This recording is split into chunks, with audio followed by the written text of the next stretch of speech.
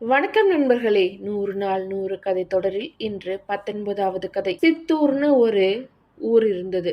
அதுல ஒரு ஞானி வாழ்ந்துகிட்டு இருந்தாரு. அவருக்கு கோபம்னு ஒண்ணு வரவே வராது. யார் என்ன செஞ்சாலும் கோபப்படாம அமைதியாவே போயிடுவாரு. இத பார்த்த சீடன் ஒருவனுக்கு ஒரு சந்தேகம்.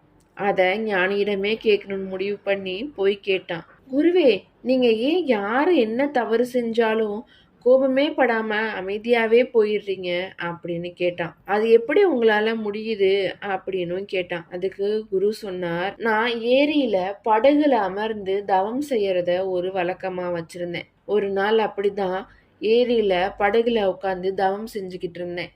அப்போ என் மேல வந்து யாரோ ரொம்ப வேகமா மோதிட்டாங்க. யாரு தவம் செஞ்சுட்டு இருக்கும்போது இப்படி வந்து வேகமா மோதுறாங்கன்னு கோபமா நான் கண் விழிச்சு பார்த்த போதுதான் தெரிஞ்சுது அது ஒரு வெற்று படகுன்னு. அது காத்துல அசைஞ்சு அசைஞ்சு வந்து என் படக மோதி இருக்கு. என்னோட கோபத்தை அந்த வெற்று படகிடம் காட்டி எந்த பயனும் இல்லதானே. அது மாதிரிதான் என்னை யாராவது கோபப்படுத்தும் போது நான் அந்த கோபப்படுத்தின நபரை அந்த வெற்று படகா எண்ணி விலகி போயிடுவேன். அதனாலதான் எனக்கு யார் மேலேயுமே கோபமே வரதில்லைன்னு சொன்னாராம் அந்த குரு.